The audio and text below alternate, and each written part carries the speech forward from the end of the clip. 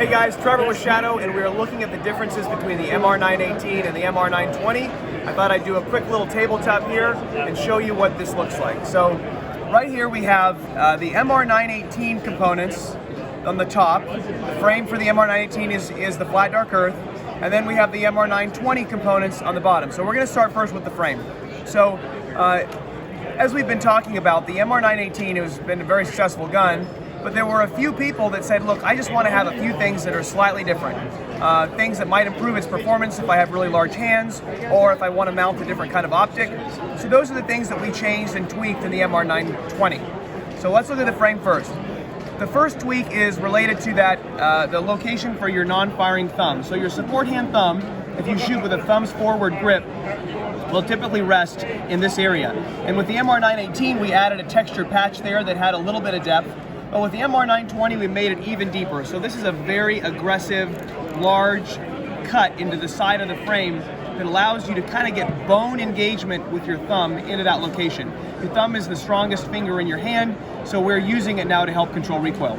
You'll notice that right here, the front of the trigger guard on the MR918 is more squared off. We had designed the 918 with a goal of ensuring holster compatibility with the majority of the Glock 19 holsters on the market. And of course, as soon as we did that, you know, there's guys that would bring holsters that didn't fit. So we discovered in most cases, if there was a fit issue, it was related to the trigger guard. So here, we've reduced the profile of the trigger guard in the front. It's kind of gently sloped backward, which just creates a lot of space in front of it. So you still click into your holster really well, but you just don't have the potential for an interference at the front of the trigger guard. Other things we changed, so the beaver tail on the MR918 was already a fairly generous beaver tail, but there were some guys with just really large hands who were reporting that they were getting bit by the slide. So that's what the 918 looks like. You'll notice the 920 is just basically bigger. There's more to it than that though, and I'm going to hold it up a little bit.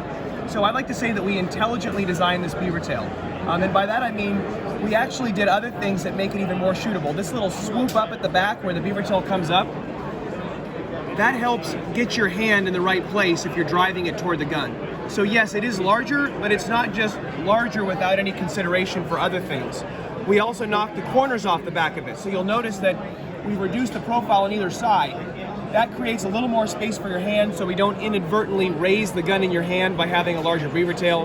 And it also means it prints a little bit less. Other changes of the frame, you know, we had some guys report that when they were, you know, if they had an imperfect grip, or maybe if they had a really high grip, they might nudge the slide release lever. This was a customer service call that came in about 6 times over the last year. So that means it's like 1 per many thousand guns. But we still decided to address it by increasing the side of that little protection around the curtain. So I'm going to rotate the guns around so you can see that a little better. You'll notice there's a larger curtain on that side than there is on this. Again, that's for a very, very small number of shooters that makes a difference, but you know, our philosophy is like, if it can be improved and if it can work better for more people, well then we should do it, okay?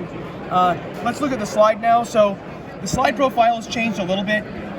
One of the things that guys were reporting was these corners on the MR918 could kind of dig into their side when they're carrying IWB or especially appendix. So we just basically thinned the back profile of the slide and took away that area altogether. So now we've put a smaller rear sight in, and it's still a standard dovetail, but it now takes up less space, and we've angled the slide forward at that location, okay? We did also change the front profile of the slide. So you'll notice that the MR920, which is here, has a thinner slide profile. The MR918 is on the left. That just kind of gives you a little more purchase on the front of the gun when you're manipulating the slide. But the real advantage from my perspective is it's a lot easier to safely reholster this IWB. A lot of times that IWB holster will collapse a little bit, and by doing this, we're just creating a little bit of a thinner profile and chamfers to kind of help get the gun started into the holster, okay? So it's just a minor improvement, but it's one that could be meaningful if you're safely reholstering into IWB. So that's kind of like the ergonomic changes, but what I really want to talk about now is the slide changes related to the optic cut. So probably the biggest improvement in the MR920 is our optic cut. You know, historically when people have designed optic cuts for slides, it's been very difficult to balance all the competing priorities. On the one hand, you want an optic cut that sits as low as possible. On the other hand, you want to fit multiple footprints, and you certainly want it to be strong. And it was kind of like you have to choose any two in the past, because as an example, with the MR918, we chose to machine the optic directly into the slide. So it was one optic cut for an RMR or Holosun, and it wouldn't fit Delta Point Pros or Vortex or others, right? And we did that because by machining the slide to directly receive the optic, it would be as strong as possible. But the sacrifice there was compatibility with other brands. Well, the way you get multiple brand fit historically is you have a plate, or you keep the optic very high, or you do things that generally reduce the co-witness and make it kind of clunky or not as strong. What we did this time is we relocated the main challenge that people have had to contend with in the past when designing an optic cut. You'll notice on the MR920 optic cut, the extractor to pressure plunger assembly is visible from above, and it's much shorter. So what that does is it gets this infrastructure out of the way. In the past, you'd have to have bosses, or you'd have to raise the optic or do something to avoid a screw that would impact that. But by moving it forward, we've just created space in the slide, so now I can send screws all the way to the bottom of the slide, and in fact, they go down almost to the rail. So you have an optic cut that now fits multiple brands. We've got the Delta Point Pro, we've got the Holosun, we've got the Viper, we've got the Shield RMS, we've got a bunch of optics that now fit, but with the longest screws that have ever been put in any optic for a clock pattern slide ever. I mean, some of them are almost an inch long, counting the portion that goes into the optic. So that's an enormous change in the capability of an optic system handgun. You now can use that optic to V-rack, the optic's never going to come off.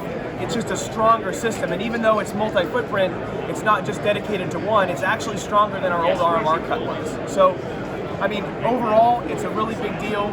It gives more flexibility to users at really no compromise, and it's patent pending. So we just submitted the patent for this a couple weeks ago, and we're excited to have a patent on this hopefully in the future. So that's kind of an overview of these different changes between the two guns. Like I said, it's mostly been ergonomic enhancement to the frame and slide, but we also have an optic cut that I think is going to answer a lot of questions for more shooters. So, you know, it's still the same reliable platform, it's still the same proven basic design, but now it's just a little tiny bit better.